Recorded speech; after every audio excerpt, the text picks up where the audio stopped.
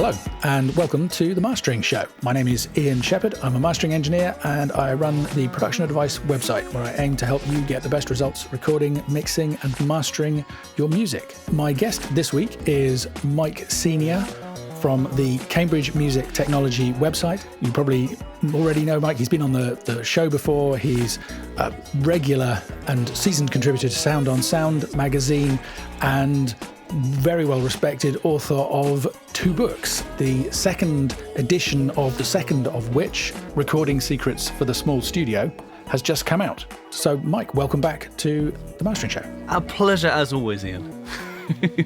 Yeah, so this episode, it's still going to be about mastering, honest, but we're going to talk about solving mastering issues at the recording stage. And of course, that's not literally true because we don't have a time machine. By the time you get to the mastering stage, there's nothing to be done about the original recordings. However, there are a lot of challenges that regularly come to my attention at the mastering stage that could have been addressed in the recording stage. And that's what we're going to talk about today. So the idea we have for this is that Mike is going to suggest a problem to me. I'm going to talk about how I could possibly help improve it in mastering, and then we are going to talk about better ideas for dealing with that at the recording stage. And we have a few different topics. The first one is, broadly speaking, about EQ balance. So, Mike, what's the first challenge you want to set me? Well, I mean, I think anyone who has ever complained about their mix not being quite right, there are probably 2 things that they've talked about. And the first one is probably that it sounds muddy. And particularly that kind of low-mid thing that you kind of feel like you're hearing it through a blanket. Absolutely, yeah. Muddy, thick, congested, just too dense, too much going on, not enough space and room for things to breathe in the sound overall. And you're kind of limited at the mastering stage with what you can do about that. The go-to is to bring out some EQ.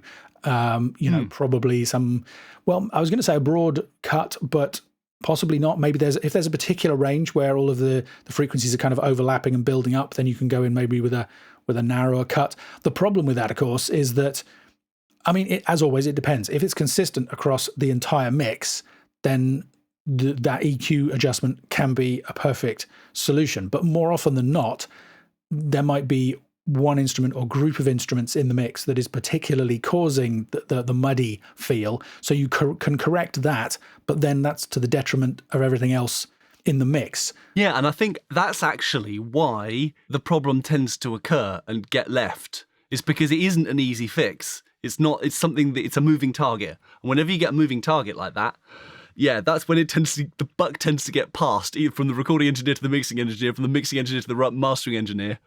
By which time, it is what it is. And you go with it. I was going to say one other thing sometimes that can help you with this is dynamic EQ.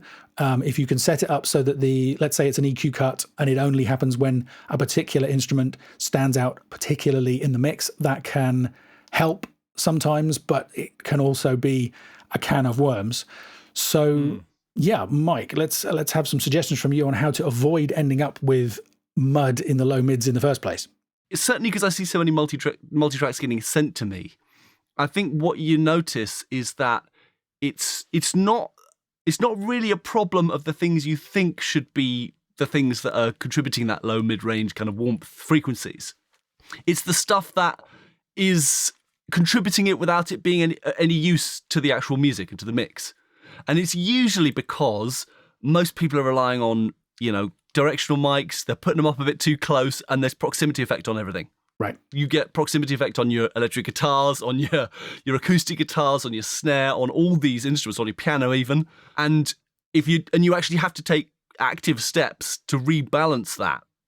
People are used to just miking things too close. Mm-hmm. So, just backing off mics a little bit and using mics that aren't directional, using omnis. That's one of my little hobby horses is just use omnis. They're great. And they don't have the proximity effect issue. So that's definitely one big thing I would say. I think probably the second one is boundary effect, is when you have your upright piano up against a wall, or if you have your guitar amp on the floor. And particularly in a small room, you get this bass build up towards the edges and corners and boundaries of the room. Mm-hmm. So if you could just lift your guitar amp a little bit off the floor, or move your upright piano a bit away from the wall, suddenly you don't have this bass boost, this kind of free and unwanted bass boost that is built into the room. And of course, if you can move into a larger room, immediately all that kind of stuff gets less of a problem. In fact, a lot of acoustics problems get less challenging actually in a larger room. So that's a big deal. That's really interesting. Okay, so my immediate thought is, especially with Omni mics, don't you then swap one problem, which is kind of cluttered low mids, for another problem, which is too much spill from other things or too much room sound? How do you deal with that? That's what everyone thinks, but the solutions to that are actually better than the problems that are caused, or easier to deal with than the problems that are caused by putting cardioid mics in particular up close, I think. You can stick an Omni mic just a bit closer. It doesn't have proximity effect.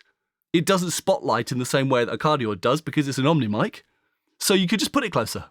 And, people assume that you can't put an Omni closer, and you can. And the other thing is you can stick a delay or something behind it, and immediately that gets rid of most of that issue with the room. Right. So, I love Omnis. Omnis are just, they're great. They have such a clearer, more natural sound in a general sense. It's interesting. I've never really experimented that much with Omnis, to be honest, because the recordings that I've done were always done it was a large room, but it was not enormous. And you tended to have all the musicians in there at once. So we had lots of gobos, of acoustic panels effectively surrounding the drum kit and the other different instruments, and it was all about controlling the room sound. So, but I also like the suggestion of backing the mics off a bit. And I always think it's there's just a general trend for too much close miking these days. It's we all talk about how great all the classic recordings from history sound. And I think I've said this on the show before, when you actually listen to them, a lot of them have a huge amount of room tone in them. I mean, a lot of classic recording studios from history had far less controlled acoustics than even a typical home studio. They had far less acoustic treatment. They weren't necessarily in optimal shape and all the rest of it. So they actually have very interesting room sounds that are part of the tone that make up those records. Oh, yeah, absolutely. And part of using Omnis is also just about slightly getting into the mindset of not thinking that spill and a bit of room ambience is the enemy. Kind of counterintuitive in some respects, because people are using these really close mic placements with directional mics, and then they get to the mix and nothing sticks together and they have to add reverb to it. It's like, well, you might as well just allow a little bit more of that spill, allow a bit more of that room ambience in, and you won't have to use as much reverb. I mean, obviously, you've got to think about it while you're recording it, but I think people are a bit too worried about spill and room ambience sometimes. And I mean, reflections are so important for some instruments as well, like, acoustic guitars and percussion and stuff. If you put a mic too close to that, you're catching a minuscule fraction of what the instrument puts out. You need to get some of the reflections for it to sound anything like a real thing. Yeah, absolutely. I'm already thinking we could talk about most of these topics for most of an episode, but let's put a pin in that. Anybody who wants to know more about this kind of stuff needs to get Mike's book. Let's move on to the next topic. Okay, well, the other classic example is harshness. It seems like it's not bright enough, and yet if I make it bright enough, it then becomes too harsh, and it kind of sandpapers my ears and feels fatiguing. And that's, as a mix problem, that can be a bit of a nightmare. I can imagine at mastering, where you have less control, it must be a tough one. It really is. And again, in mastering, you don't have that many tools typically that you can use. I always say 80-90% of mastering for me is EQ, compression, and limiting. So in this case, it's going to be EQ. The thing that I would say is it's often surprising what you can achieve. Quite often, there will be a particular pain point in the EQ spectrum that's causing things to sound harsh. So even in a sound that's got lots of aggressive upper mids, a distorted guitar is a classic example, or, a really strident vocal. Very often you can find 1 or 2 points where even quite a small reduction, or maybe it's a much bigger reduction than you think would be appropriate, and actually it just calms everything down.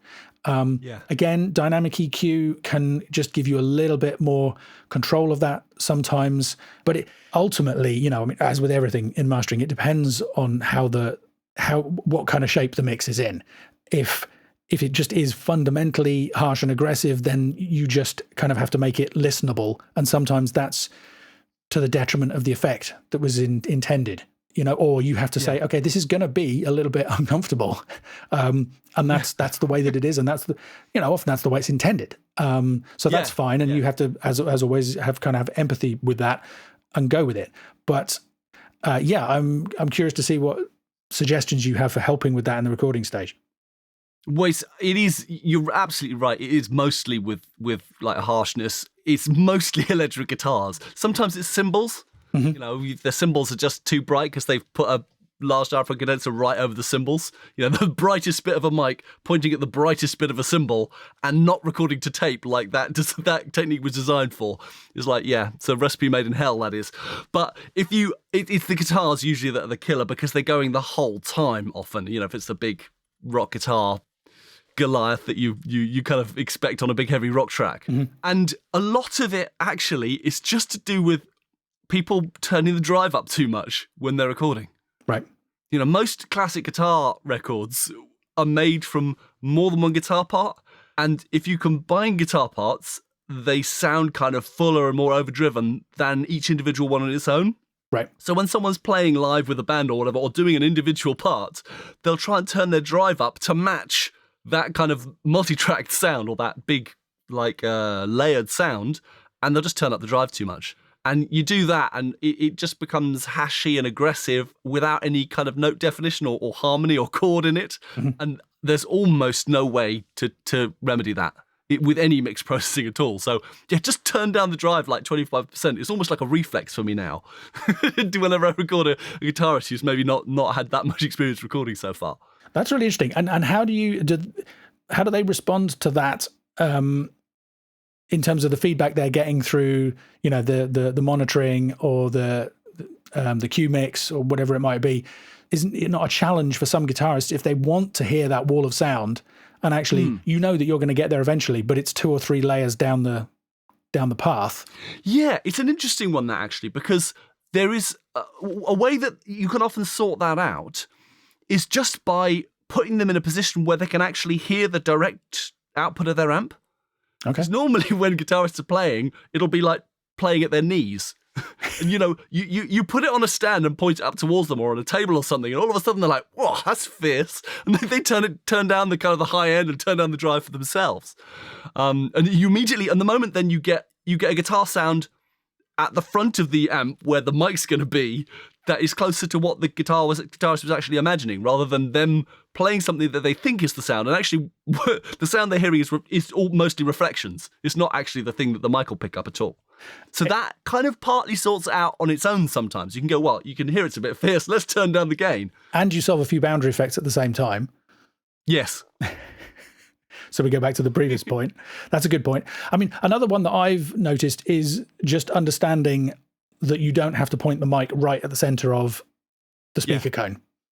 That there's a wide variety of tone available just by shifting the mic in and out, a matter of centimeters or inches. And that, the brightest, hardest sound may be coming right from the center, and actually you want to point more towards the edge. I mean, do you agree with that? Oh, absolutely. Yeah. I mean, particularly when you're right up against a speaker cone, you're like 3 inches away from the thing. Moving a fraction of an inch when you're that close to a cone makes a massive difference to the sound. Also, I'm just a huge fan of multi-miking. And if you can stick like maybe a ribbon mic on there as well as whatever other mic you want to put on, suddenly you've got so much more control then when you come to mix it down in terms of getting something that feels a bit warmer and a little less fizzy and aggressive. I was about to ask you that exact question, so that's great minds thinking alike there. Okay, let's do one more EQ topic before we move on to something else. Okay, this is a bit more specialist, but it's a subject that's close to my heart. Vocal sibilance. I like what you did there. It's a subject. Yeah, sibilance in mastering is, well, I was going to say it's a nightmare. It's much less. Wasn't it a real problem with vinyl? It was a real problem with vinyl because, the too much concentrated high frequency energy, which is basically what sibilance is, would basically, because of the EQ curve that was being applied before the signal is cut, and then there's an inverse curve coming back off, it would mean that it was very easy to distort.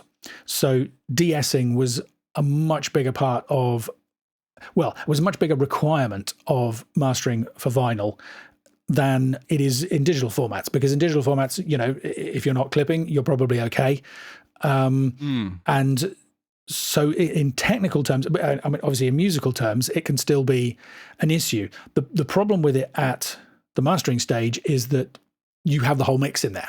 So whereas, you know, if I mean, I have to say, actually, it can be a huge problem even at certainly in the mixing stage. I remember mixing a Deep Purple gig a few years back, and I literally had 10 dB or more de-essing on Gillan's vocal, and it was still an issue for me.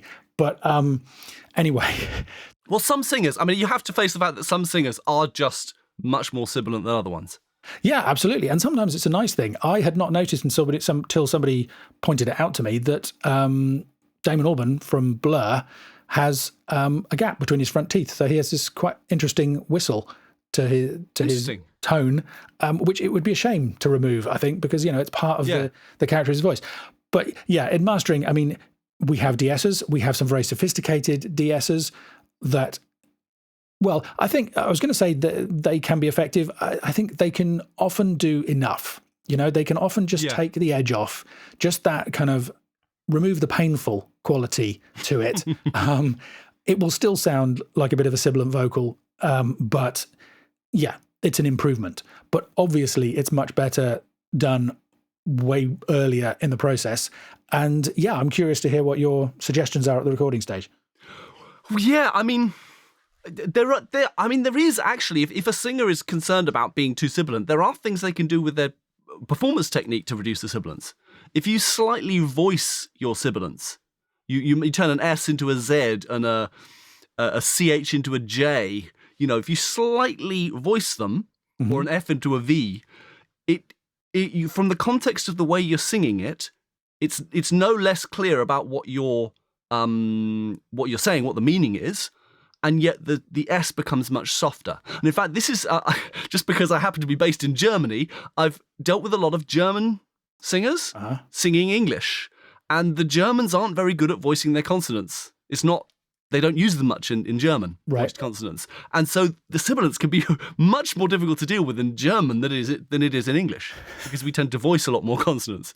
So, but that's something, it takes practice. You couldn't do that on the session. You couldn't suddenly go to your vocal, you know, how about you just voice some of your consonants? Because, they wouldn't be able to do that. Or sometimes people like narrow their mouth on sibilance or turn S's into SH sounds slightly. I was going to say, that's the one that I've heard, is somebody shaying things. That always... It's clearly a fine line. Like Sean Connery. Yeah, there you go. Surely you're joking, Miss Moneypenny.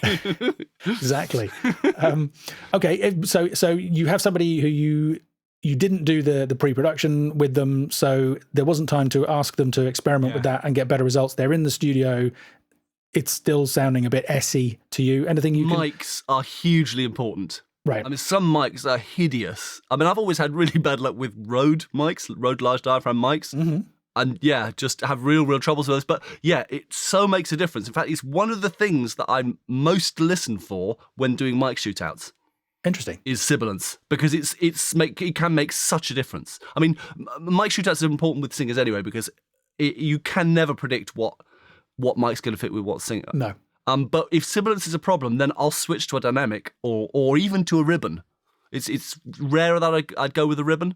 But it's a kind of a flatter dynamic, something more like, you know, an SM7 with the little presence switch switched off, or an RE20 or something like that. And that can really take the edge off sibilance. But the other thing is actually that most people who record vocals in Project Studios, I think, put the mic in the wrong place. Okay. Because sibilance is actually directional. High frequencies, you know, are generally directional. Yep. And most people, when they say S's, they basically send this burst of high frequencies out in a horizontal plane on the level of their lips. And if you see most people singing, they've got the mic capsule directly on that plane. So if you literally just move the mic like 30 degrees off axis, a little bit above or a little bit below, you get a dramatic reduction in the amount of sibilance, or you don't get that massive over-prominence of sibilance that you get when someone's directly on axis. Right. And it also actually reduced plosives too. So yeah. The one thing I would suggest not trying, though, is the pencil trick. You know the pencil trick? I was going to ask, tell us about the pencil trick in case anybody hasn't heard of it yet. It's this idea that if you get a pencil and you like gaffer tape it or put an elastic band around your large diaphragm condenser mic so that the pencil lies vertically across where the diaphragm is in the microphone, and then you kind of sing at the pencil, that's supposed to reduce the sibilance arriving at the mic. The idea of that must be to break up turbulence or to cause turbulence, is it? A little bit. I think it would work probably a little bit better with plosives. I would have thought it would. Right. But as part of the online resources for the book, I actually did some audio examples with it, and I could hear no difference. Interesting.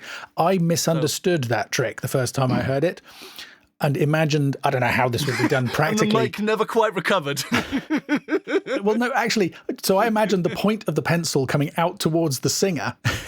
I don't know how that would be rigged up. The distance. Exactly. Yeah. It's like, because the other thing is it's well sharpened. The proximity effect of, it's like you will not approach, forget about pop shields and all the rest of it. It's like, anyway. Oh, wow. I wonder if you could electrify the pencil. Yeah, it's great. Yeah, I like that a lot. Yeah. Fantastic. Practical mic technique.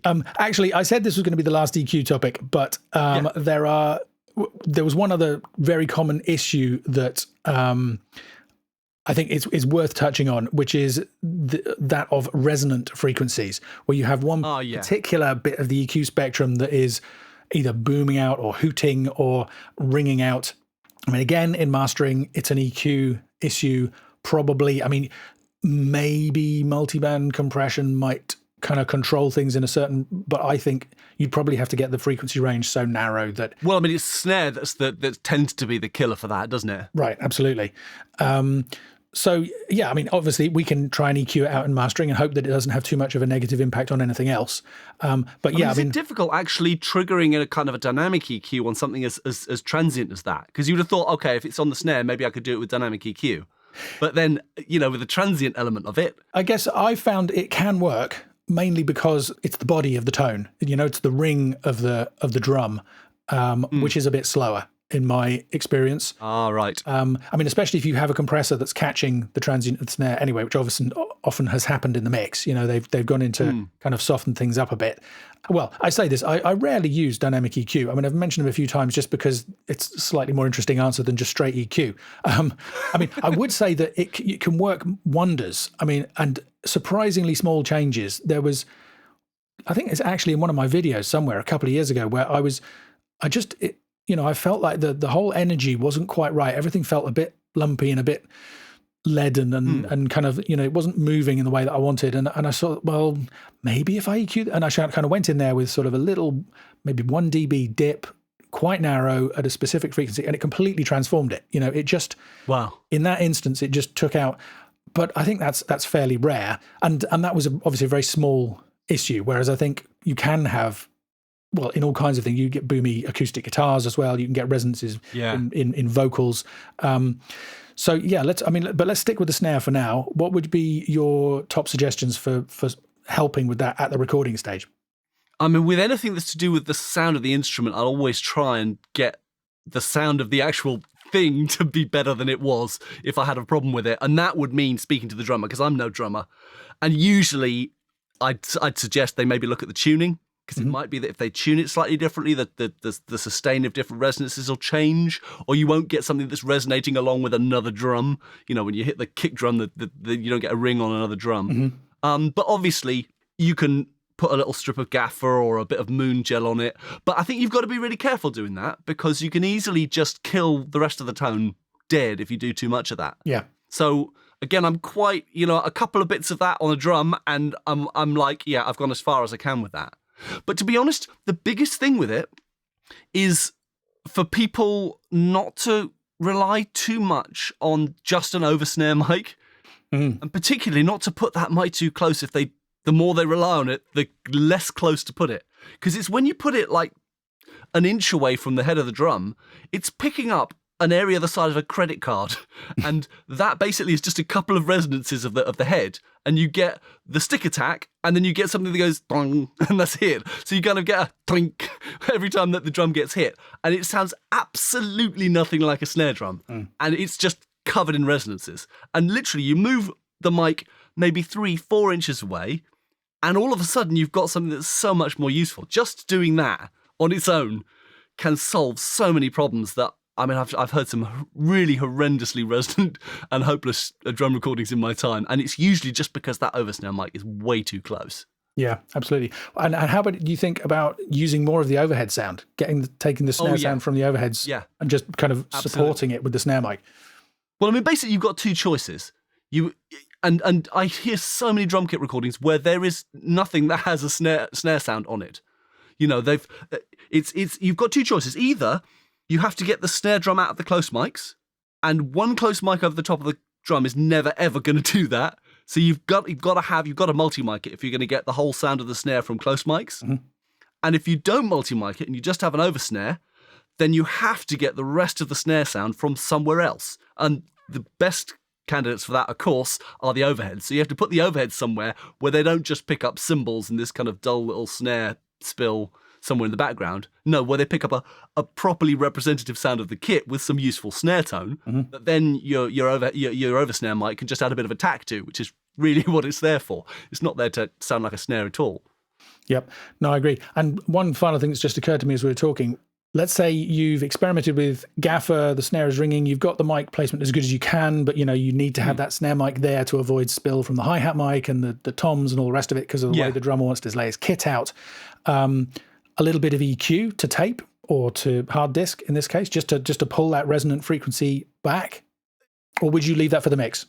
I would probably leave that for the mix. I mean, the good thing with snare, to be fair to it, is that you do the best you can so that you don't have like 5 problematic resonances on it, but it isn't that uncommon that you have maybe one resonance that just feels like it's not quite in tune with the track, and so it sticks out because you can never be quite sure whether it is. I mean, obviously, if you tune the snare to the track, that can sometimes make it that the resonances don't matter as much. But if you've got some overtone or something that's basically dissonant with the track, it'll stick out, and you might just deal with that with a speck of EQ. And if you do it with a little tiny notch, it makes almost no difference to the snare sound. So yeah, you can then you know when you're recording, you can make a mental note of I can deal with that resonance. Then when I mix it. Yeah. But I wouldn't bother doing it on the session, to be honest, because it's a smaller detail. Fair enough.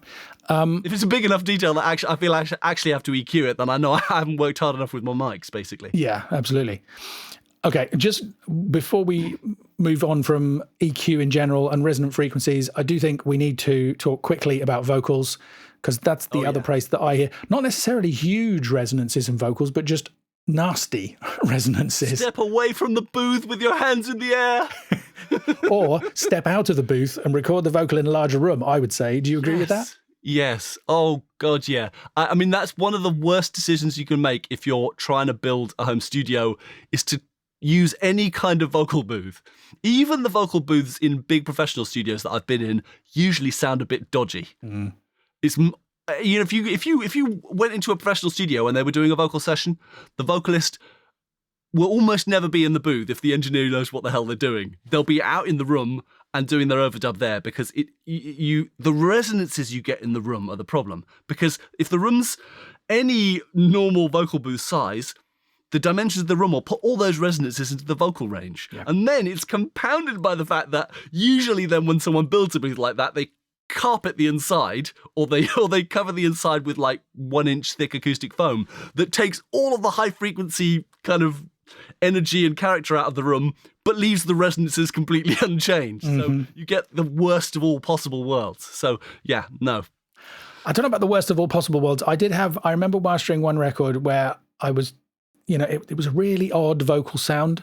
And I was talking to them about it, and they're saying, yeah, we had real problems with it. They said, we basically, the vocal booth was the top of the stairs, was the upstairs landing, because the control room was one bedroom and the band was in the other one, and the singer, suddenly it all made sense that the vocalist was singing into this with the kind of basically this big, long, parallel echo chamber behind them.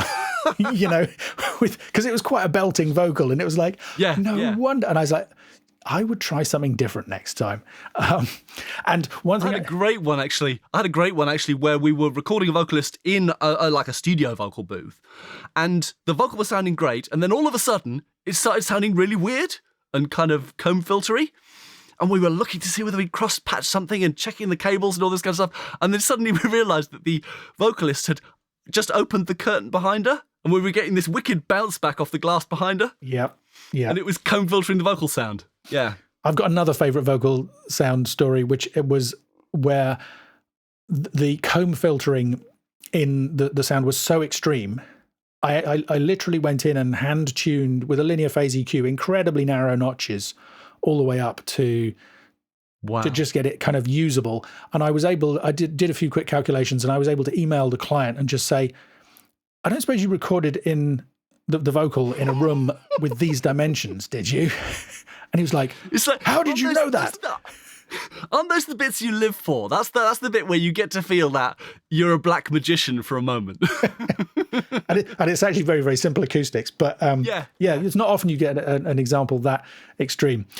Excellent. The other thing I would say to people listening is if recording vocals if you're listening to this and going, well, I want to record out of a vocal booth, but I want to also be able to have the vocalist sing along with the band, for example, there's a bunch of great suggestions in Mike's book for different ways that you can minimize spill on the vocal mic, clever stuff with speakers and all the rest of it. I mean, I'm curious to know, Mike, you put them in there. Do you think they work, those techniques, or does it just depend? Oh, yeah, absolutely. In fact, I've done at least a couple of whole albums with just loudspeaker monitoring. There you go, folks. It is brilliant. In fact, actually, a lot of singers who have real trouble with headphones, because some singers just do. They can't pitch, they can't hear themselves, they can't perform properly when they're on headphones. You can stick them on speakers and all of a sudden they come to life, particularly maybe less confident singers, people who don't think they're properly singers. And the moment you stick them out of that rather unnatural situation of being stuck all inside their own head and not really being able to hear themselves properly, and yeah, they can just suddenly perform. And people think that the whole loudspeaker spill thing is going to be a much bigger problem than it actually is. There are so many ways you can work around it with various like phase cancelling tricks. But even if you can't, actually, as long as there's nothing in the mix that's not going to be in the final mix, you haven't got a click track or something like that, and you've finalised your arrangement, I'd rather have some spill and a really good performance than something that sounds a bit dodgy and is not the right thing. Yeah. And I mean, it's interesting when you think about it, because again, talking about classic live albums, the vast majority of those, back in the day, people didn't have in-ear monitoring. Most of those were recorded with a massive wedge monitor blasting straight back at the back of the mic so that the singer can hear themselves in the first place. And actually going back to, I mean, maybe this is going to be a theme of the show, is that, don't be scared of spill, because I was thinking when we were talking about close miking, it's ironic that people spend all this time trying to get all this isolation in the recordings and then spend hours, days, weeks, months in the mixing and production process trying to make those sounds interesting and characterful, with more and more expensive pieces of gear and extreme processing and all the rest of it. Whereas actually, maybe if you were just relaxed a little bit about the spill and accepted some of the interesting qualities that come from a roomier recording, or in this case, with a bit of speaker spill or whatever it is, you might get some really cool effects for free. Oh, yeah, absolutely. And in fact, I mean, it sounds to me like you've done this podcasting thing before, because that actually does a very nice segue into our next kind of area, really. I was thinking exactly the same thing. Why don't you explain? It's that sixth sense. It's that black magic thing we were talking about. There it is. I mean, this whole issue of spill, I mean, what would you say is the instrument that is most problem with spill when you're mastering stuff, or when you've been recording stuff yourself?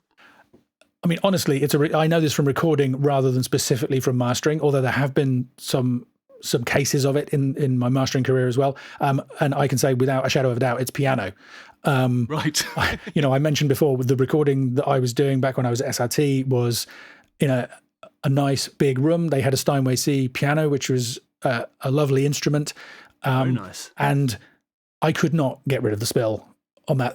I tried blankets, I tried gobos, we tried lid up, lid down, all the rest of it. The solution that I came up with in the end was extremely close miking. So, typically people recommend for a piano, maybe probably a meter back, from the instrument with a kind of spread stereo pair if you want to get a nice natural sound. And I was literally probably 6 inches from the soundboard on that instrument. And if you got the mics in the right place, that could work really well. And it became a little bit of a secret weapon for me, in the sense that having figured out how to get that to work.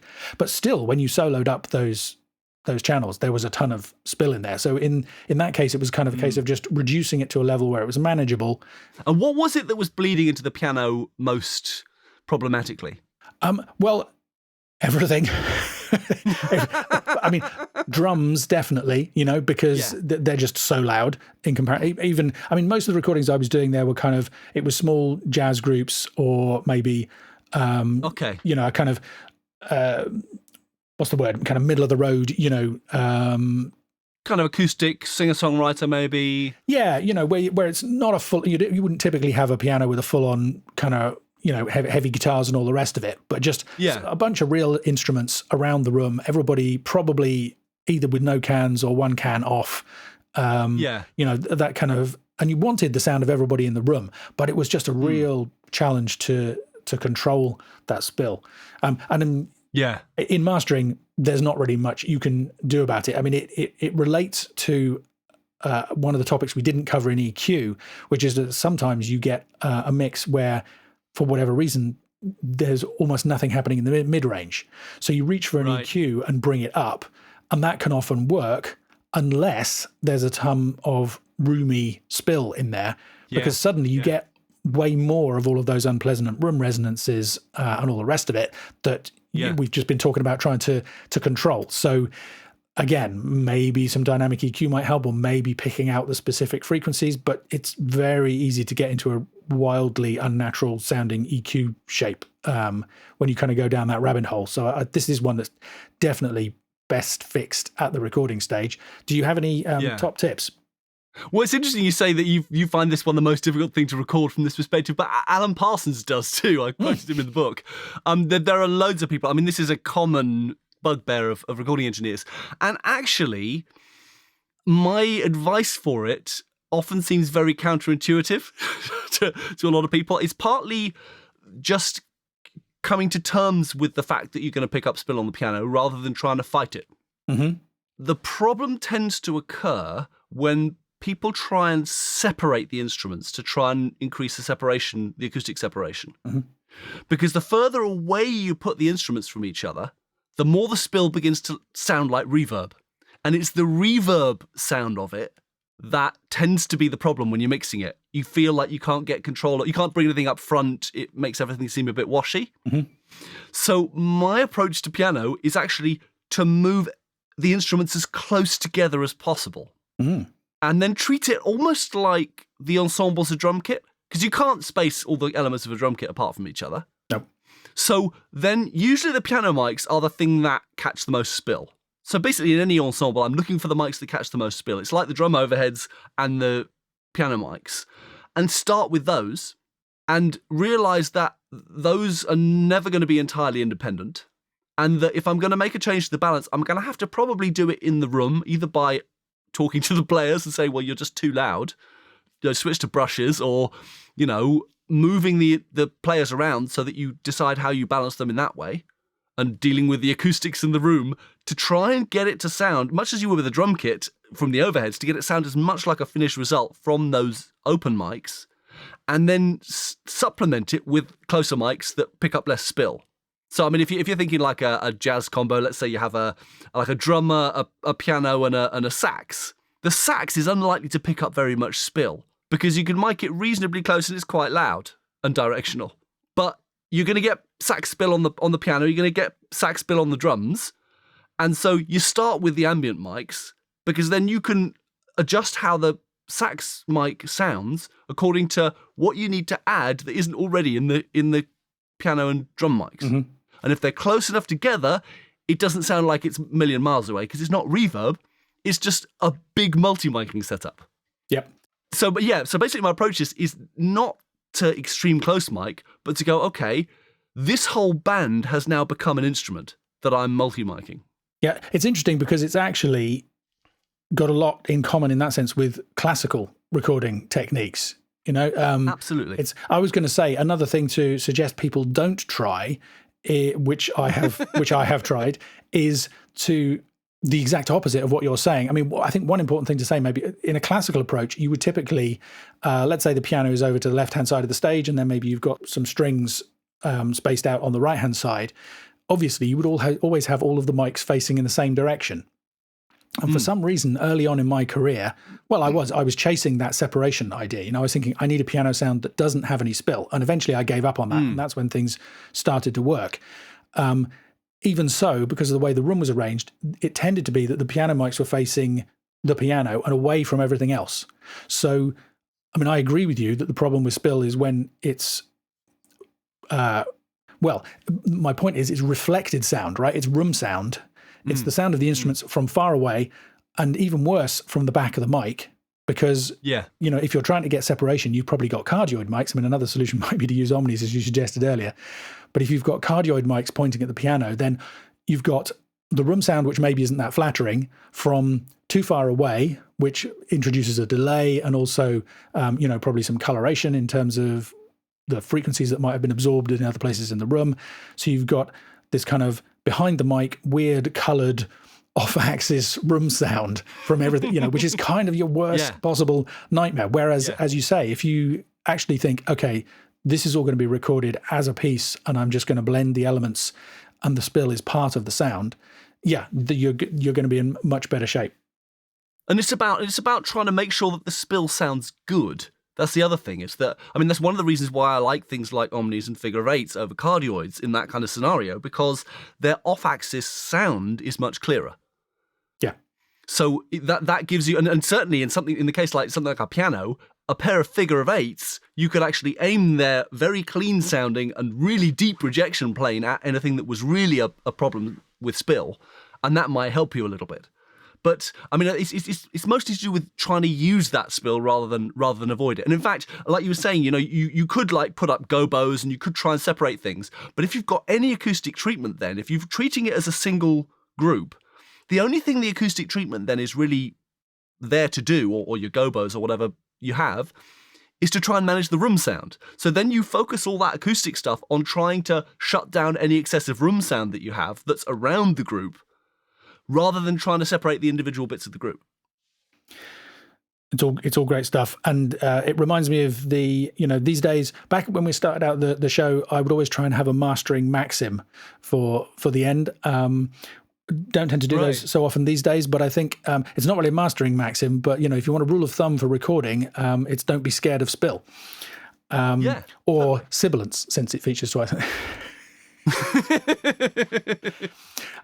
Speaking of sibilance, that gets us back to the topic of vocals. Yes. And you were mentioning, that it upsets some singers to feel exposed when they're singing. And I find sometimes that can be a problem in a mix that I get to master, which is that the vocal sounds too exposed in the mix. And that could be because there's not sufficient in terms of reverb, or it could just be that it's way too loud. And usually that is something you can help with in the mastering, because usually if you can get the compression right, you can just kind of sit it back and bring everything else up, or maybe you use some parallel compression to bring out some of the ambient sound in the mix. Or I can imagine like the side signal is probably going to have a little bit more of the ambience to it, that you can kind of pull that up a bit perhaps. Yep, that's absolutely. I find it is something you can often help with, but not always. And again, it would be better addressed. And I think the reason it's an interesting example is because typically that would be a mixing situation, but actually there are things you can do in the recording as well, right? Yes. People tend to think of it less. And I mean, you're right that in any recording situation, or in most recording situations, you tend to end up with the vocal sounding a bit drier than everything else. I mean, even if you record a whole band in one room, the vocalist is usually not the loudest thing in the room, which means there's less spill on other mics and they end up sounding quieter, or they end up sounding drier than the rest of the ensemble. But, and the simplest way to do that, to deal with that, is to apply some ambience reverb, of course, and mix down. But a lot of people forget you can quite easily collect an impulse response of the recording room while you're tracking. Literally just pop a balloon and record it on all the mics. And you can use that kind of WAV file to make a passable stab at recreating that reverb to add to the vocal later on if you need to. Nice, like that. And similarly, this is another quote in the book, Paul Epworth, who did like Skyfall and various other stuff. He was talking about how he will think of where the vocalist is in the mix and then actually adjust the miking distance accordingly. And he says that actually solves a problem that you sometimes get with like really big tracks with big vocal performances, is that if you move the mic further away, it doesn't feel like you're having difficulty gluing them into the mix because you've got a slightly more distant perspective from the mic. Moving the mic out of the way doesn't just pick up more room ambience, it also picks up a different perspective on the singer's sound. It picks up more of their whole body. And that makes a difference in terms of how close you perceive it, how much it seems like it's sitting back or forward in the mix.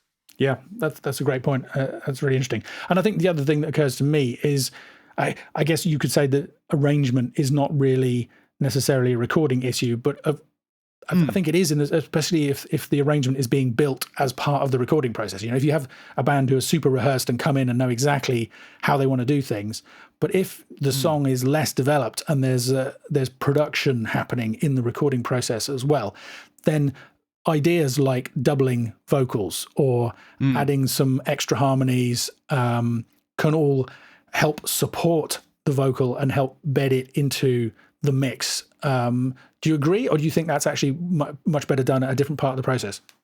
Oh yeah, definitely. I mean, certainly the double tracking something is kind of a blending treatment if you look at it in certain ways. I mean, it's not much different than adding a short delay, but it's a slightly more organic delay. So double tracking does have a blending character. The only difficulty with double tracking is that if you double track your whole vocal, it tends to sound a bit depersonalized and bland after a while. So it's a more of a spot fix than it is a global fix for me. And of course, the moment you get into double tracking, it gets difficult with vocals and indeed things like guitars as well, if you're too far into layering without thinking pretty carefully about it. Again, this is another thing that I get a lot of problems with when I receive multi-tracks to mix, is that a lot of double tracking and multi-tracking of things has gone on and very little thought and arrangement has gone into doing that. So it doesn't really help you at all. That's a great point, and it's a nice segue by you, Mike, into the next topic that we wanted to talk about, which is, you can have this mastering challenge of just basically a wall of sound. Yeah. And the example I've picked out is, as you mentioned, either guitars or vocals, where, because these days, especially where track counts are virtually unlimited, you can have stuff where there are so many guitar parts or so many vocal parts.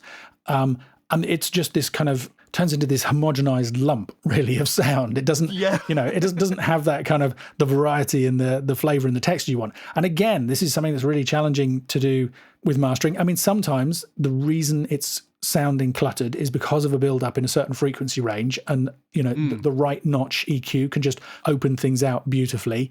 Yeah. This is one of those occasions where maybe mid-side EQ, in my experience, could be a good tool, because if it's vocals and or guitars and they're spread out in the image, it might give you more control, the ability to open up some space in certain parts of the image whilst leaving the mid intact, for example, or vice versa.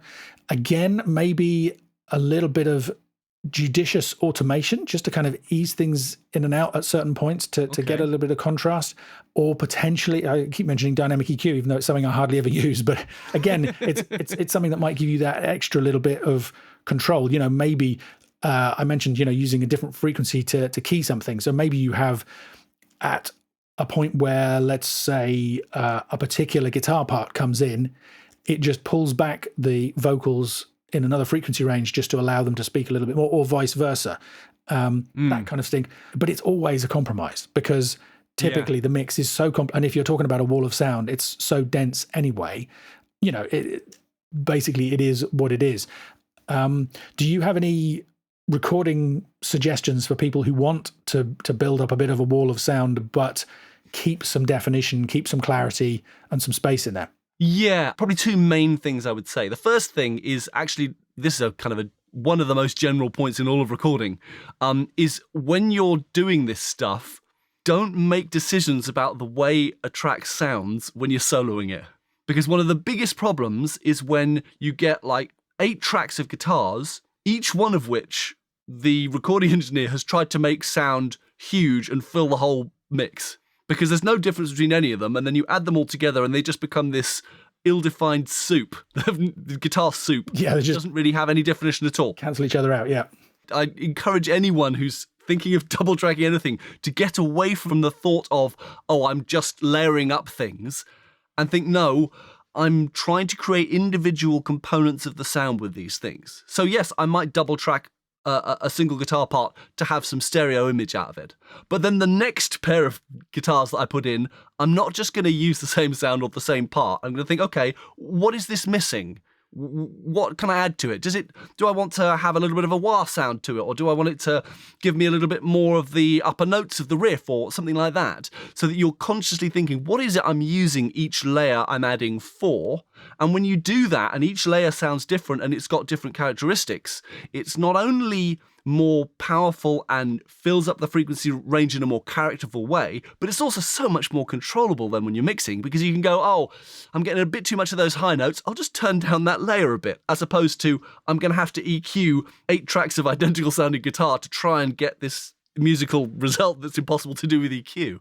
So yeah, definitely that's one of the big things I'd say, is get away from this concept of just layering, make the decisions about which parts you add within the context of the other ones, so that you're not adding the same thing again. But the second thing I would say, and this is a mindset thing that you can see increasingly happening over time in the chart music particularly, is not thinking about parts, a guitar part that goes the whole way through a song, or a vocal part that goes the whole way through a song, but think about a vocal arrangement or a guitar arrangement. So if you've got, let's say, something simple, let's say your guitar track is just a riff that goes through your song, and there might be different riffs for different sections, but that riff's going to have different features to it.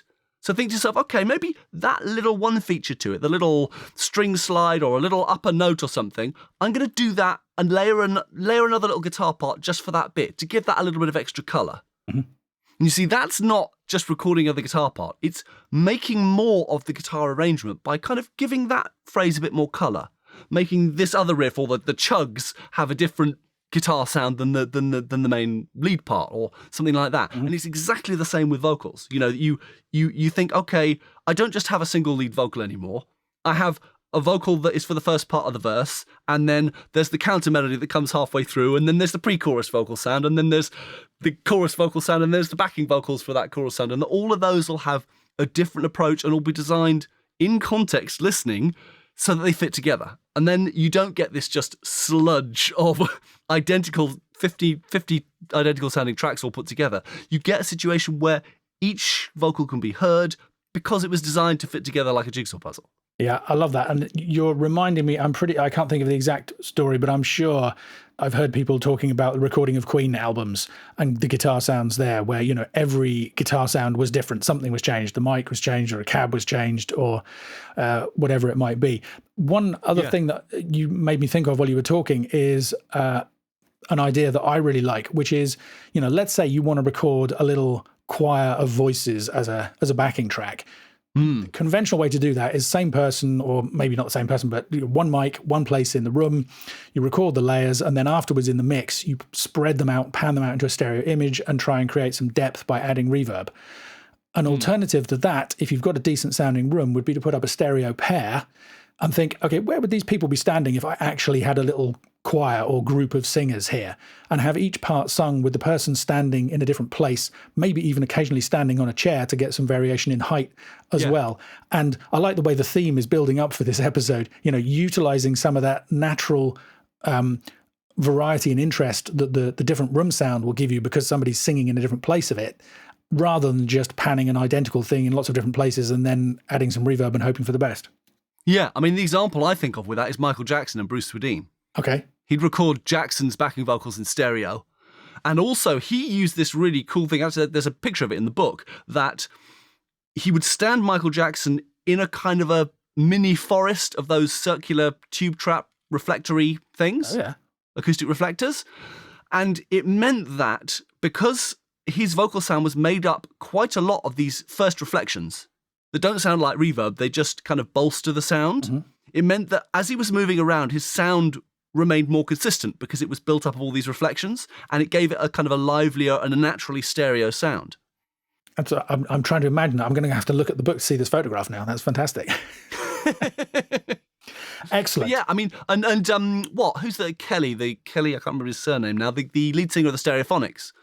They recorded a bunch of his vocals on the first record, I think, in the Stone drum room for exactly the same reason, because the early reflections off the Stone just enhance the vocal tone. Yeah, no, absolutely. So definitely we're bigging up the idea of room acoustics in this episode, which which is great.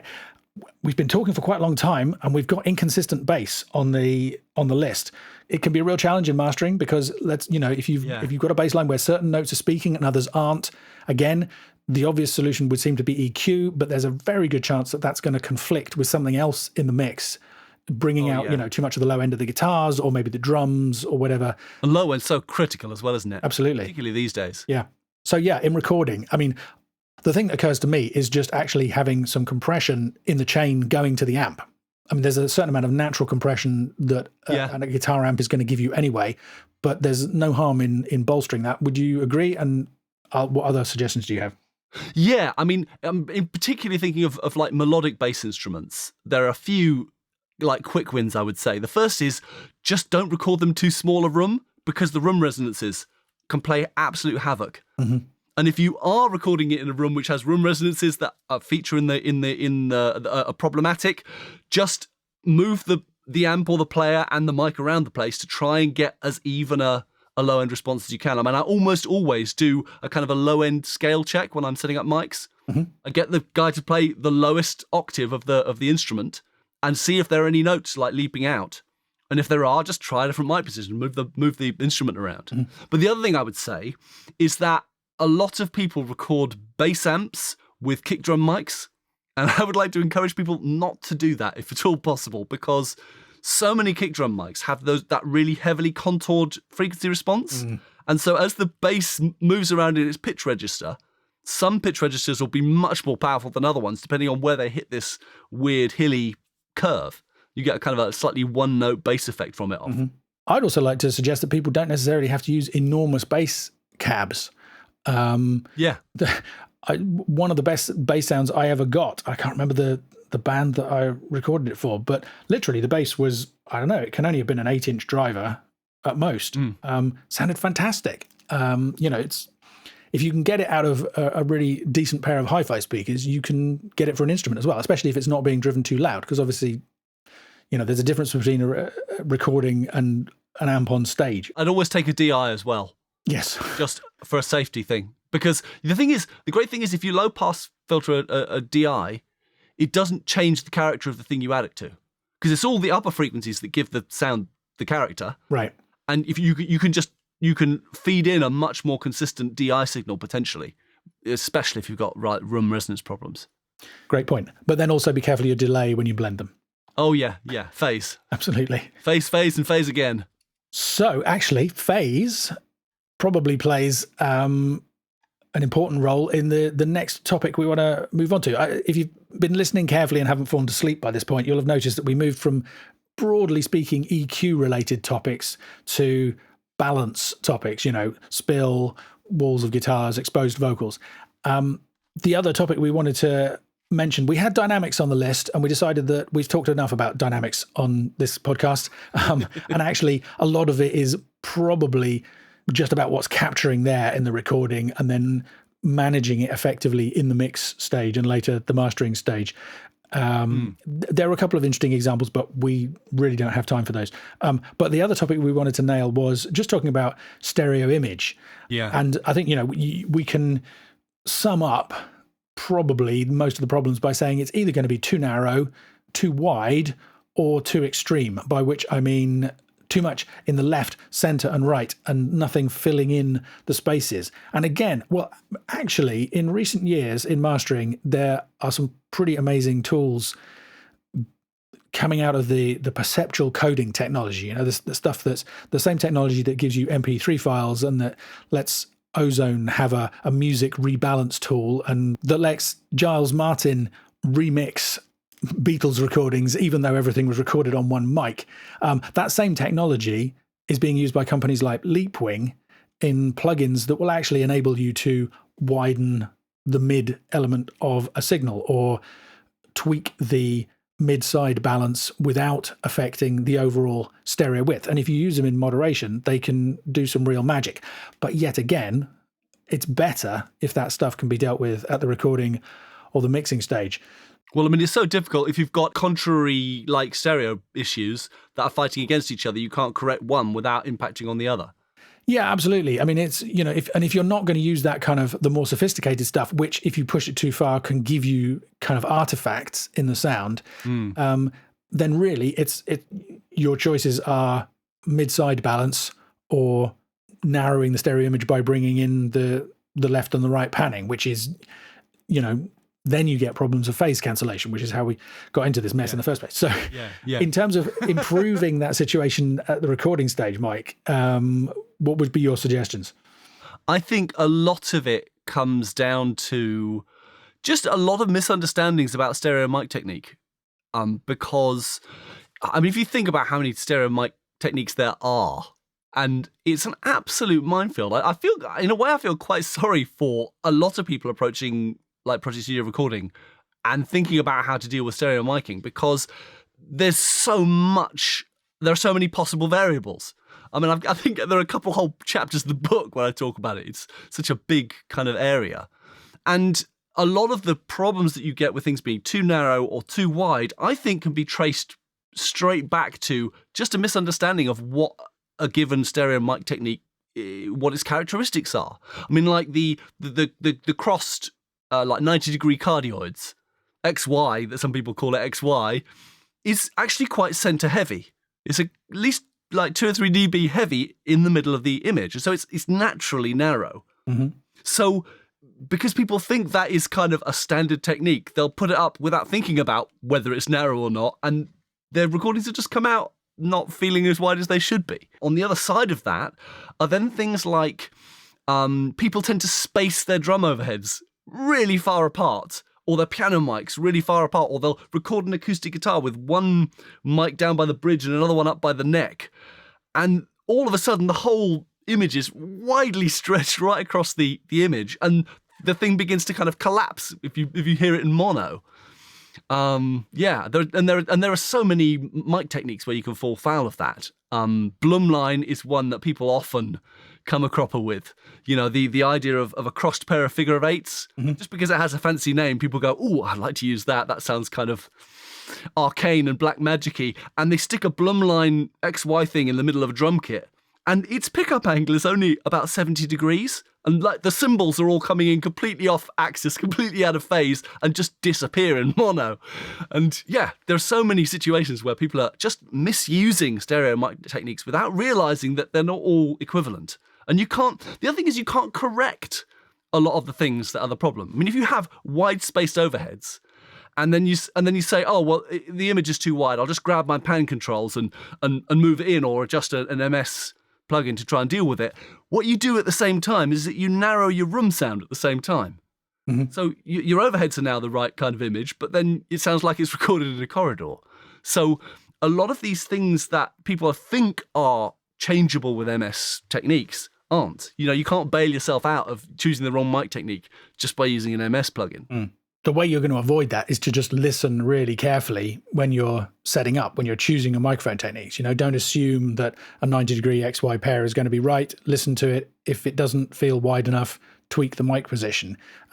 If you're using widely spaced, use the mono button a lot to make sure that you don't have any cancellation issues going on. I mean, I guess to a certain degree you could use a delay on one channel to try and improve those, but it depends what you're recording, right? Because the distances to different, let's say, drums in a drum kit, if we're thinking about overheads, you could get the delay right so that one of them is working well in mono, and then it causes problems with one of the others. Yeah. I mean, I think in a lot of these cases, it's just a question of understanding what the kind of natural or most forgiving pickup angle is for a given set of microphones at a given placement. So, for example, I mean, people often just gravitate towards ORTF, this one that's like 17 centimeters apart and a 110-degree angle, without thinking what its characteristics are. And it does actually have a pickup angle that it is best designed for. And if you put people outside that pickup angle, they're all going to be squashed into the edge of the stereo field. Similarly, that kind of microphone setup actually recesses the balance of the central sounds. So if you have your ensemble all the same distance from the microphone, anything that's in the middle of the stereo image is going to sound further away, and it's going to be lower in the balance. And just knowing that that's the characteristic of ORTF, it gives you an idea of, okay, what's a good place to put that mic setup? And what kind of applications might it be applied to? Why might I use ORTF rather than Blumline, or rather than XY, or rather than a spaced pair? That's the bit of stereo mic technique that I think a lot of people misunderstand. It's realizing that things have a pickup angle that is their natural pickup angle, and they have certain characteristics that will affect the balance, and you can't kind of correct most of that stuff after the fact. I guess, again, though, it comes down to, I mean, that kind of presupposes or requires quite an in-depth understanding of the strategy you're using. I mean, because you're absolutely right. You read about, XY or Blumline or whatever the technique might be, and assume that that's going to give you a great result. And they can, but it depends what you're recording and how, everything is laid out. But the other thing to do is just listen and not assume that because you've put a particular configuration of mics in front of a particular instrument or ensemble of players, it's going to sound the way that you want, and just listen and make sure, I mean, the difficulty with a lot of this stuff, though, is that you'll often get people doing that kind of stereo recording on location, on headphones or something, or in a situation where they can't really hear what they're doing. And I think definitely getting hold of a vector scope display, if you're doing anything like that, to give you some idea of how wide your image is, or whether it's leaning off to one side or something, can make a big difference. But having some understanding of the kind of where to start, that's going to be roughly in the right place, so that if you can't really hear what you're doing for whatever reason, then you can still get something that's reasonably passable, is usable. Yep. No, absolutely. So it's a big topic, which is why Mike's book has 2 chapters devoted to it. So if all of this is sounding like Greek to you, then you definitely might want to check it out, which is probably a great place to bring this to a close. So hopefully, there's been a lot of stuff in here. Hopefully there's been some interesting things in there for you listening. If we're going to sum this up, I think for me, it's all about thinking ahead. The idea that a decision that we make at the recording stage could not be fixable in the mix or in the production process, and might still be a problem at the mastering stage, it kind of almost sounds a bit far-fetched, but it's definitely the case. You often hear this idea of record as though you're mixing and mix as though you're mastering. I think that's good advice. If you think about how good does the original sound source sound, is it a good sounding instrument? Is it in a good space? We've talked a lot about spill and the sound of the acoustic space in this episode. So thinking about the room that you're recording the thing in, and how do you want to try and remove that from the recording? Do you want to try and include it in the recording? And if you do, make sure it sounds good. Achieving that by moving the mic placement. We talked a lot about mic placements and mic choices. Obviously, the actual performance can make a difference, in terms of, inconsistent bass that we mentioned. In my experience, a lot of bass guitars have one string that will sing out a lot more than the others. If the player is aware of that and can just play a little bit softer when he or she moves to that string, that's going to help. And of course, things like arrangement, things like considering doubling up some parts. Or I heard really early on my career, I don't know whether this is true or not, an idea that back in the day, people would add strummed acoustic guitar to even a big, heavy rock track. Oh, yeah. Just to get some harmonic interest in there. Have you heard that one, Mike? Oh, absolutely. In fact, there's a quote in the book about it. A guy I actually was an assistant for, Tony Platt, the guy who did Back in Black and Highway to Hell and things like that. He's a huge proponent of putting a big kind of jumbo acoustic guitar in there with your big electric guitars, because it gives them a bit of rhythmic dynamism that they don't otherwise have, particularly if they're quite heavily driven. And keeping it almost at the level where it's imperceptible. It just becomes part of that, yet another element in that big wall of sound. It's another great idea. And I know that your book is full of many more of these, Mike. So I think a hefty plug is more definitely deserved at this point in proceedings. People can get it anywhere you can get books, right? Indeed, you can. In fact, I have set up a special page to support this episode of The Mastering Show on the Cambridge MT site. That's cambridge-mt.com. And if you go /mastering show, it'll take you to a page I've set up that links to some of the audio examples, like the pencil trick one, and some of the like stereo recording resources that I've drawn on to write that section of the book. And also, if there are any discounts currently running on the book or in its accompanying video course, those will all be on that page too. Fantastic. And we will put that link in the show notes as well at themasteringshow.com, along with any other links that I might think are relevant to go along with this episode. So, Mike, thank you so much for taking the time to broaden the scope of the Mastering Show a little bit. Actually, thanks. I think no one has ever done this before. It's like fix your master at the recording stage. I think this is pioneering. Either that, or it'll be get tumbleweed. And there'll be someone who'll go, okay, fix the shrink wrap in the pre-production. I think regular listeners are gonna love it, and it's nice to broaden out the topics every so often. So yeah, thank you so much. A pleasure as always. Thanks very much for having me. No, it's a pleasure to have you. Mike's books are excellent. You should check out both of them and anything else that he's up to. I should also mention the fantastic resource at the Cambridge MT site of multi-tracks that you can download and practice your own mixing and or mastering skills on. In fact, if you've seen the series of videos I did for Sound on Sound magazine, Mastering Essentials, on their website, you'll already know that I used examples from his site. And I think there's something like, is it maybe 100 songs now there where you can download the unmastered WAV files? And yeah, I think it's 150 unmastered WAV files now that you can use for mastering practice. Highly recommended. And of course, the links to that will be on themasteringshow.com as well. So, Mike, thanks again. Thanks to John for editing the episode as always. And thanks to Kaylee Law for letting us use his music. Thanks for listening.